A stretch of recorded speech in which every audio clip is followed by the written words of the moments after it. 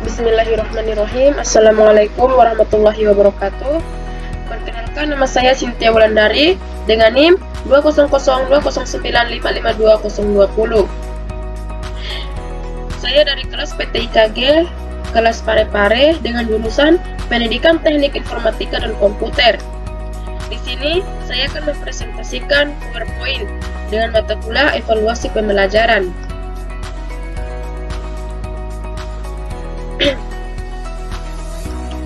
Adapun materi dalam PowerPoint ini yaitu pertama, perbedaan pengukuran, penilaian, dan evaluasi, di mana pengukuran dalam bahasa Inggris dikenal dengan kata measurement yang diartikan sebagai kegiatan yang dilakukan untuk mengukur sesuatu, yakni membandingkan sesuatu dengan kriteria, ukuran tertentu atau proses pemasangan fakta-fakta suatu objek ukur dengan satuan-satuan ukuran tertentu.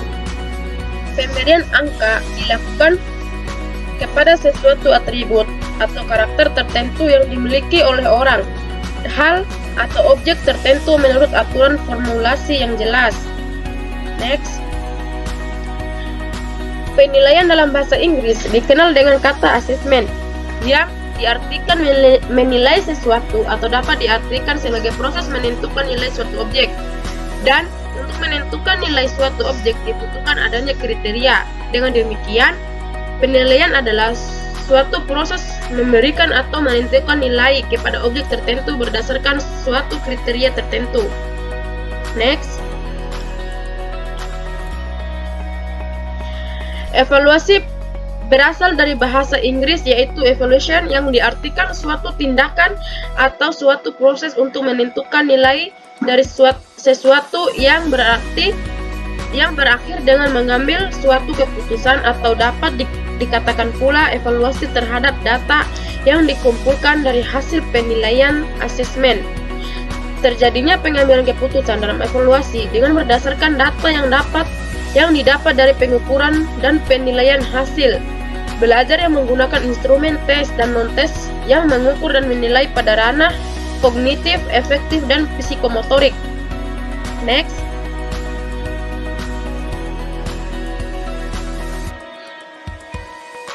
Tujuan evaluasi.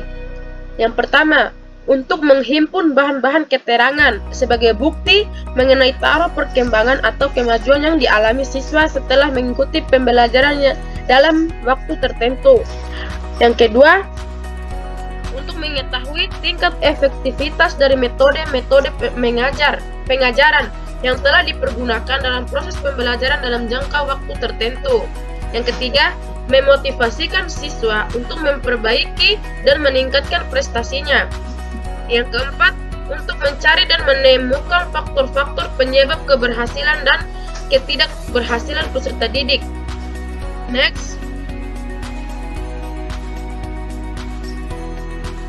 Fungsi evaluasi, di mana selain berfungsi untuk mengukur kemajuan perkembangan siswa dan menunjang penyusun rencana pembelajaran berikutnya, serta memperbaiki pembelajaran yang ada, evaluasi berfungsi pula untuk memenuhi kebutuhan psikologis, didaktik, dan administratif. Memenuhi kebutuhan psikologis dimaksud ditinjau dari pendidik dan peserta didik. Bagi peserta didik, hasil evaluasi dapat menjadi pedoman untuk mengetahui kapasitas dan status dirinya di tengah kelompoknya. Bagi peserta didik, hasil evaluasi sebagai bahan umpan balik selain dapat mengetahui sampai sejauh mana keberhasilan dalam pembelajaran juga sebagai perbaikan untuk perencanaan pembelajaran berikutnya. Selanjutnya, prinsip-prinsip evaluasi. Yang pertama, objektif, berarti penilaian berbasis pada standar dan tidak dipengaruhi faktor subjektivitas penilaian. Yang kedua, terpadu, berarti penilaian oleh pendidik dilakukan secara rencana menyatu dengan kegiatan pembelajaran dan kesinambungan. Yang ketiga, holistik dan kesinambungan. Keempat, ekonomis, berarti penilaian yang efisien dan efektif dalam perencanaan, pelaksanaan, dan pelaporannya. Kelima, transparan, berarti prosedur penilaian, kriteria penilaian, dan dasar pengambilan keputusan dapat diakses oleh semua pihak. Yang keenam, valid. Yang ketujuh, beracuan kriteria, berarti penilaian didasarkan pada ukuran pencapaian kompetensi yang diterapkan. Selanjutnya, akuntabel. Edukatif berarti mendidik dan memotivasi peserta didik dan guru. Next. Objek evaluasi hasil belajar. Ranah kognitif. Yang pertama, pengetahuan, hafalan, ingatan. Yang kedua, pemahaman. Yang ketiga, penerapan. Yang keempat, analisis. Yang kelima, evaluasi, penghargaan. Yang keenam, kreatif. Selanjutnya, ranah efektif, di mana kemampuan menerima, menanggapi, menjawab, menilai, organisasi, dan menghayati. Selanjutnya, ranah psikomotorik, di mana yang pertama persepsi, yang kedua persiapan, yang ketiga gerakan terbiasa, yang keempat gerakan kompleks, yang kelima penyesuaian pola gerakan, yang keenam kreativitas. Next. Penilaian autentik. Penilaian ini adalah bentuk penilaian yang menghendaki peserta didik menampilkan sikap, menggunakan pengetahuan dan keterampilan yang diperoleh dari pembelajaran dalam melakukan tugas pada situasi yang sesungguhnya. Macam-macam penilaian autentik. Yang pertama, teknik dan instrumen yang digunakan untuk penilaian kompetensi sikap, di mana observasi, penilaian diri, penilaian antar peserta didik, jurnal, dan wawancara. Yang kedua, teknik dan instrumen penilaian kompetensi keterampilan. Pendidik menilai kompetensi keterampilan melalui penilaian kinerja, yaitu penilaian yang menuntut peserta didik mendemonstrasikan suatu kompetensi tertentu dengan menggunakan tes praktik, proyek, dan penilaian portofolio, di mana tes praktik, proyek, dan penilaian portofolio. Yang ketiga, teknik dan instrumen penilaian kompetensi. Pengetahuan. Pendidik menilai kompetensi pengetahuan melalui tes tulis, tes lisan, dan penugasan, di mana instrumen tes tulis, instrumen tes lisan, dan instrumen penugasan. Next.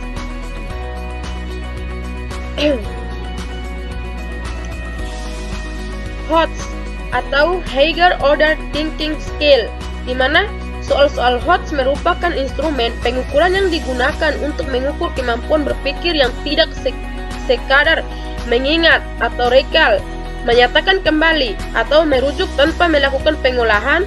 Soal-soal HOTS pada konteks asesmen mengukur kemampuan transfer satu konsep ke konsep lainnya, memproses dan menerapkan informasi, mencari kaitan dari berbagai informasi yang berbeda-beda, menggunakan informasi untuk menyelesaikan masalah, dan menelaah ide dan informasi secara kritis. Di mana adapun karakteristik soal HOTS. Yang pertama, mengukur kemampuan tingkat tinggi, di mana kemampuan berpikir tingkat tinggi yaitu kemampuan untuk memecahkan masalah atau problem solving, keterampilan berpikir kritis, berpikir kreatif, kemampuan berargumen, dan kemampuan mengambil keputusan.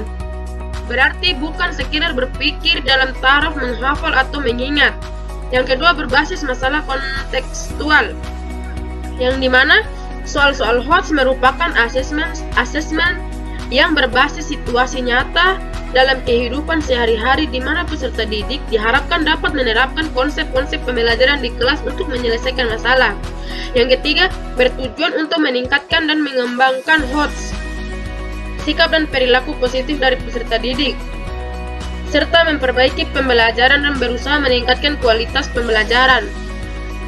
Yang keempat, proses penilaian dapat pula terintegrasi dengan proses pembelajaran dan bersifat ongoing. Yang kelima, menggunakan bentuk soal yang beragam, di mana soal beragam yang dimaksud agar dapat memberikan informasi yang lebih rinci dan menyeluruh tentang kemampuan peserta tes, dapat menjamin prinsip objektif, dan dapat menggambarkan kemampuan peserta didik sesuai dengan keadaan yang sesungguhnya.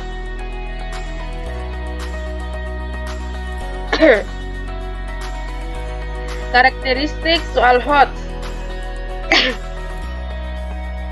Yang pertama, mempersiapkan kompetensi peserta didik, menyongsong pada abad ke-21, di mana Penilaian yang dilaksanakan oleh satuan pendidik diharapkan dapat membekali peserta didik untuk memenuhi sejumlah kompetensi yang dibutuhkan pada abad ke-21. Yang kedua, memupuk rasa cinta dan peduli terhadap kemajuan daerah. Dalam penilaian, guru diharapkan dapat mengembangkan soal-soal hot secara kreatif sesuai dengan situasi dan kondisi di daerah masing-masing. Yang ketiga, meningkatkan motivasi belajar peserta didik. Kemudian hendaknya pendidik formal di sekolah dapat menjawab tantangan di masyarakat sehari-hari untuk mengetahui yang dipelajari di dalam kelas agar terkait langsung dengan pemecahan masalah di masyarakat. Yang keempat, meningkatkan mutu penilaian.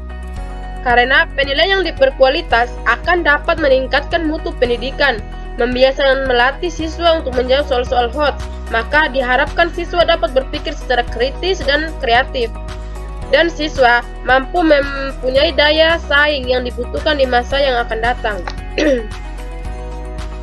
Next, penyusunan teks hasil belajar. Langkah-langkah yang harus ditempuh dalam pengembangan tes hasil atau prestasi belajar siswa adalah sebagai berikut. Yang pertama, menyusun spesifikasi tes. Yang kedua, menulis soal. Yang ketiga, menelaah soal tes. Yang keempat, melakukan uji coba tes. Yang kelima, melakukan analisis butir soal. Yang keenam, memperbaiki tes. Yang ketujuh, merakit tes. Yang kedelapan, pelaksanaan tes. Yang kesembilan, menafsirkan hasil tes. Next, analisis butir soal secara empirik. Yang pertama, bentuk soal objektif. Soal objektif adalah soal yang modelnya benar salah, matchmaking, dan short fill. Istilah bentuk tes. Objektif itu sendiri berasal dari sudut cara pemeriksaannya, yaitu bahwa dalam pemeriksaannya bentuk teks ini dilakukan secara objektif. Yang kedua, bentuk soal uraian. Soal uraian adalah soal yang menuntut peserta didik untuk mengorganisasikan gagasan-gagasan atau hal-hal yang sebelumnya telah dipelajari. Jawaban dalam soal uraian dikemukakan dengan bentuk uraian tertulis. Yang ketiga, analisis perangkat soal diperlukan agar: yang pertama, mengkonstruksi butir soal kurang baik disiapkan. Yang kedua, lebih tepat bagi tes objektif dibanding tes uraian. Yang ketiga, mengetahui kelemahan butir tes. Yang keempat, mengevaluasi ketepatan tes terhadap tujuan pembelajaran. Yang kelima, mengetahui soal yang baik untuk bank soal dan kelas paralel.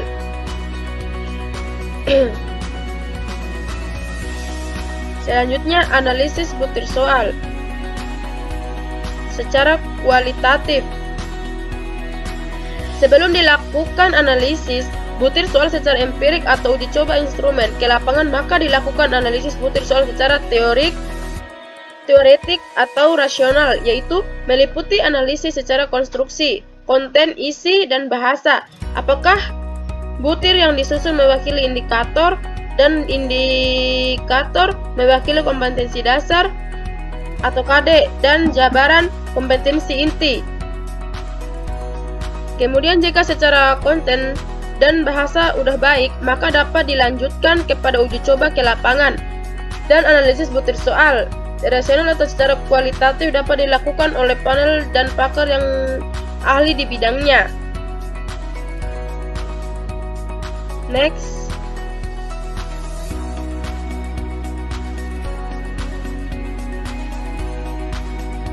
program remedial, di mana bagi peserta didik yang belum mencapai KKM, maka diperlukan bentuknya program remedial.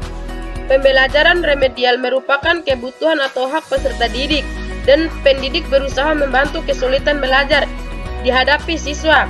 Dalam pembelajaran remedial digunakan metode yang bervariasi sesuai dengan belajar yang dihadapi peserta didik.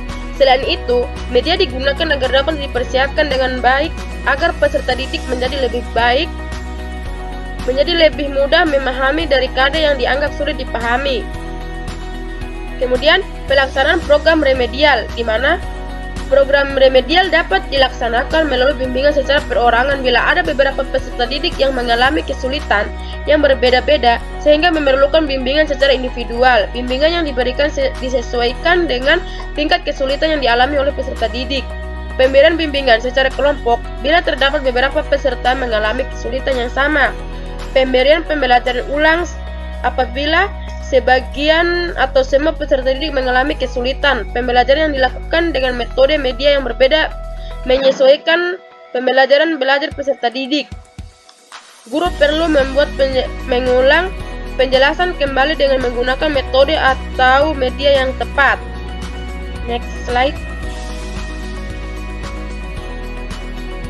Prinsip-prinsip program remedial. Adapun prinsip program remedial yang diperhatikan adalah sebagai berikut ini. Yang pertama, adaptif. Kemungkinan peserta didik untuk belajar sesuai dengan daya tangkap, kesempatan, dan gaya belajar masing-masing. Yang kedua, interaktif. Bersifat interaktif dengan kreativitas pendidik untuk secara intensif berinteraksi dengan peserta didik dan memonitoring terhadap kemajuan belajar peserta didik. Yang ketiga, berbagai metode pembelajaran dan penilaian, menggunakan berbagai metode pembelajaran dan metode penilaian yang sesuai dengan karakteristik peserta didik. Yang keempat, pemberian umpan balik segera mungkin. Umpan balik berupa informasi yang diberikan kepada peserta didik mengenai kemajuan belajarnya. Perlu diberikan segera mungkin agar dapat menghindari kesalahan belajar yang berlarut-larut dan mendeteksi sedini mungkin kesulitan belajar. Yang kelima, berkesinambungan. Pembelajaran remedial dilakukan berkesinambungan dengan proses pembelajaran dan pendidik harus selalu menyediakan program remedial sesuai dengan kebutuhan. Kemudian langkah-langkah program remedial. Yang pertama, menganalisis kebutuhan, yaitu mengidentifikasi kesulitan atau permasalahan. Yang kedua, pembelajaran dan kebutuhan peserta didik berdasarkan analisis terhadap penilaian. Yang ketiga, harian dan penilaian tengah semester, permasalahan pembelajaran. Yang keempat, antara lain keunikan peserta didik, materi, agar, dan strategi belajar. Kemudian, menyusun perencanaan berdasarkan permasalahan pembelajaran, yaitu memperbaiki. Kemudian, rencana pembelajaran yang disesuaikan dengan hasil analisis kebutuhan peserta didik, yaitu merancang pembelajaran, di mana merancang rencana pembelajaran. Selanjutnya, merancang kegiatan pembelajaran, melaksanakan program remedial, melaksanakan penilaian untuk menunjang keberhasilan peserta didik, menetapkan nilai yang diperoleh peserta didik setelah program remedial sebagai nilai, akhir capaian KD muatan pembelajaran. Next slide. Program pengayaan. Program pengayaan adalah pembelajaran yang diberikan kepada peserta didik yang telah mencapai atau melampaui KKM. Mereka adalah peserta didik yang lebih cepat daripada teman-teman sekelasnya dalam menguasai bahan pelajar yang diberikan kepadanya, atau dapat dikatakan mereka adalah peserta didik yang dapat cepat dalam menyelesaikan tugas belajarnya, sehingga diperlukan treatment atau perlakuan tambahan yang dapat meningkatkan pengetahuan dan keterampilan. Fokus pengayaan. Fokus pengayaan adalah pendalaman dan perluasan dari kompetensi yang dipelajari. Pengayaan biasa diberikan segera setelah peserta didik diketahui telah mencapai KKM berdasarkan hasil penilaian harian. Pembelajaran pengayaan biasanya hanya diberikan satu kali, tidak berulang kali. Pembelajaran pengayaan umumnya tidak diakhiri dengan penilaian. Selain dalam hal ini, perbedaan perlakuannya dengan remedial. Next.